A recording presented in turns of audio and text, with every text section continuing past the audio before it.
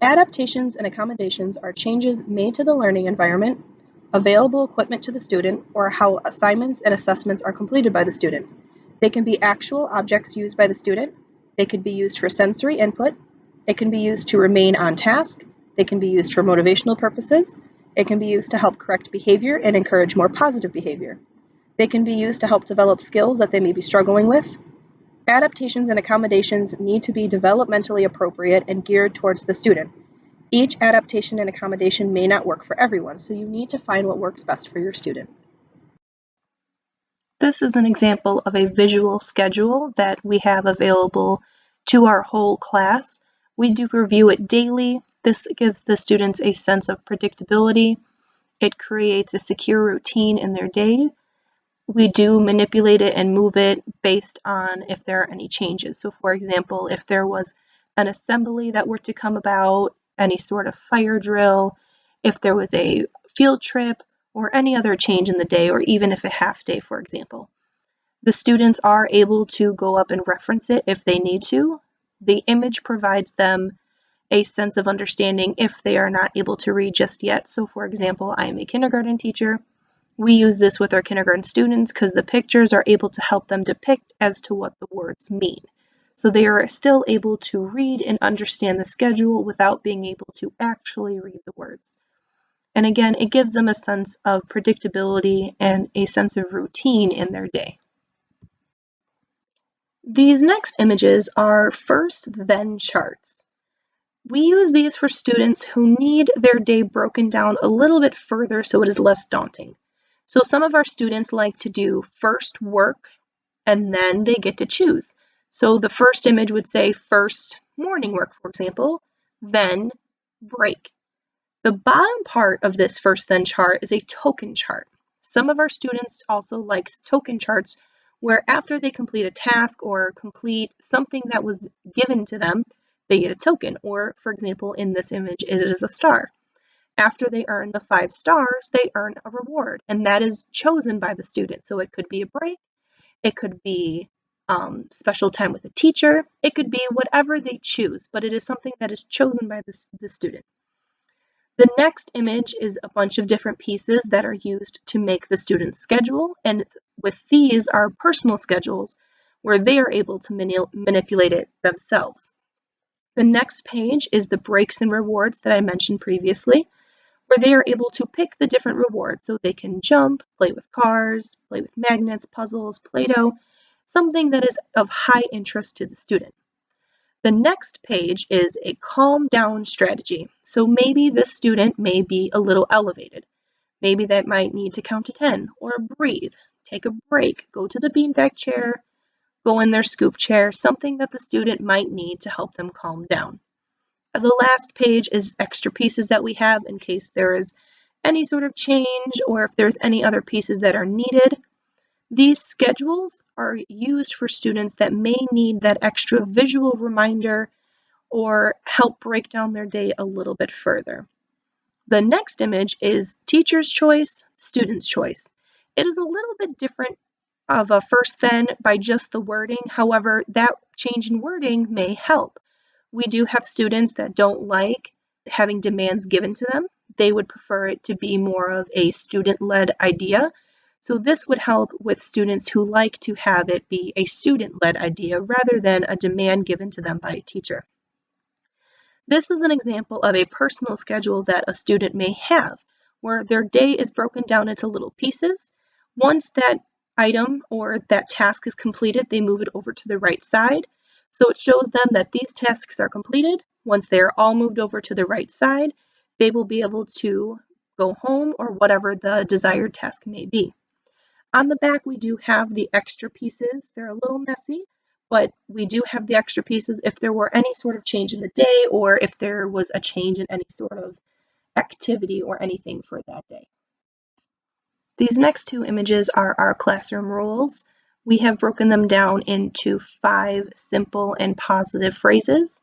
So looking eyes, listening ears, quiet mouth, helping hands, and walking feet. We have also broken them down into visual cues that we do use non-verbally to just redirect our children back to what the expectation is at the time. So for example, if somebody is not using their looking eyes, we will hold up the eyes in their direction, and then when they do look over, they see that visual cue, and it reminds them of what the expectation is. We do the same thing for all of them. It is a nonverbal form of communication that we use to keep the attention on the task at hand instead of bringing negative attention to what is happening with a student. This is a visual that we use with all of our students as well that gives them a sense of direction. So some of our students may struggle with multi-step directions, and if we do give multi-step directions, we do break it down for them further. So in this image, you will see 1, 2, 3, 4, and 5. We try not to go above 5 steps because that gets a little daunting. Underneath each number is a picture and words of what the expectation is for that time. So for example, 1, the first direction is to write your name. 2 is to cut. 3, glue. 4, clean. And 5, raise your hand. We like to use visual as well as written word because some of our students are able to read while other students do need that visual reminder. Our students reference this while they are working independently, so this gives them a sense of independence while also being able to reference back as to what the expectation is at that time. For some students who need a more visual reminder and a way to reflect on their day, we do have a check-in, check-out system. It may look different from student to student, but this is an example that we have going for one student. They have to reflect back at their arrival, for example. Did they use kind words, smiley face, or sad face? Did I use appropriate hands, smiley face, or sad face? This allows the student to be accountable for their actions while also serving as a reminder as to what the expectation is.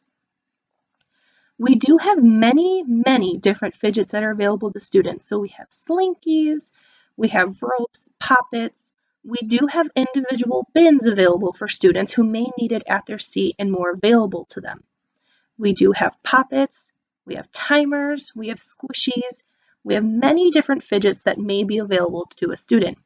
We do express to our students that these are not toys. They are to be used as a way to help them stay on task or to help re-regulate them. We try to eliminate the usage of toys because we don't want them to be misused, and we don't want students to use them as a form of distraction rather than doing their work. This is a visual reminder for some of our students who may need a break. So they are able to reference this if they need a break during their day, and they are able to select which item that they would like to use for their break. So there are fidget toys, putty, drinking water, going on a walk, hugging something or someone, taking deep breaths, reading a story, and there are also many more that you can use if your students don't like any of these options. The student is able to pick this, and we do use a timer as a visual reminder for when that break ends and when the next task begins. We use this poster in the morning during morning meeting. It gives the students an understanding of the different emotions that they may be feeling or others may be expressing. It gives them a picture along with the word. Some of our students may struggle with understanding the different emotions and labeling them. So this gives them the opportunity to be able to point and show how they are feeling based off of the word or the image. It allows them to be able to express themselves non-verbally if they are unable to do so verbally at the moment. This poster is used during morning meeting as well for students to be able to express themselves if they are able to identify their emotions, where they can just show us on their fingers how they are feeling. So 1 is angry, 2 is sad, 3 is tired, 4 is happy, and 5 is excited. So once we have progressed past being able to label and identify our emotions, we move on to this. And this allows them to be able to express themselves again non-verbally, and then we do give them the opportunity as to share why they are feeling that particular way. This is a chewy. Students are able to chew on this throughout the day, and it gives them oral sensory input for some of our students that may need that. There is a necklace piece to it where they are able to wear it around their neck, and it becomes a little bit more discreet, where they can just take it off from around their neck, chew on it, and when they are done, they can take it off. A simple thing that we do at the very end of the day is we just put it in a cup of soapy water and wash it, and then they are able to use it again the very next day. As simple as it sounds and as silly as it looks, a highlighter can absolutely be an adaptation and accommodation. For some of our students, for example, who are struggling with their fine motor skills, if they're struggling with their name, we will write their name in highlighter and they will trace on top of it. This gives them a sense of positive praise, it gives them some time to practice on their own, and it gives them a chance to boost their confidence in their fine motor skills while also practicing their fine motor skills as well. This is a visual reminder for our students as to what the pencil grip should look like. So there is an image showing them exactly how the pencil grip should look with steps 1, 2, and 3. There is also the phrase on there, pinchy fingers, where the students take their thumb and pointer finger to hold the bottom of the pencil, and we do reference that when we are reminding them of how to hold their pencil. This serves as a visual reminder as how to hold your pencil. Then at the very tip of the pencil at the bottom, it says helper hands hold the paper. We also use that as a visual reminder for our students to use their other non-dominant hand to hold the paper while they are writing. The next few images are different pencil grips or writing adaptations that we have available to our students. So the first one that you'll see is an orange pencil grip, and you can see that it shows you how to hold the pencil, and it almost forces your fingers into the correct way to hold the pencil because you can't really move them anywhere else. They have two little slots where you put your pointer finger and your thumb, and it just slides right onto any pencil. They do come in many different colors for some of our kiddos that like all the different colors. The next one is a short pencil.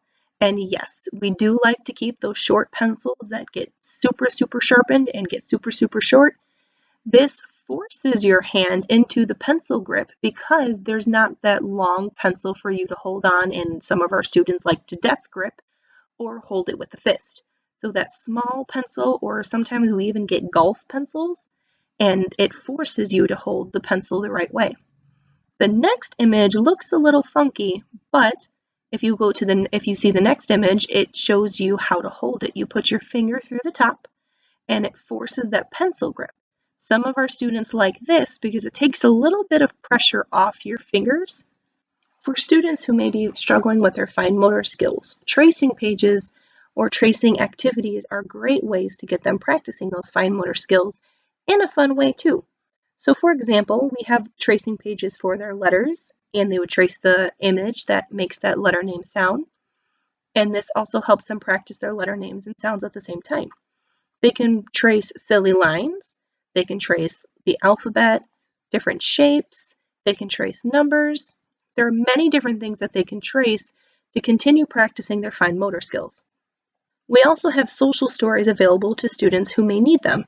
They can review any sort of topic at hand. So for example, we have some for following school rules. Within the books are words and images to help the students be able to reference what the book is about. There are sometimes very specific situations that may be within the book for a particular student. There are examples of what the expectation is, and it helps them understand what the expectation is.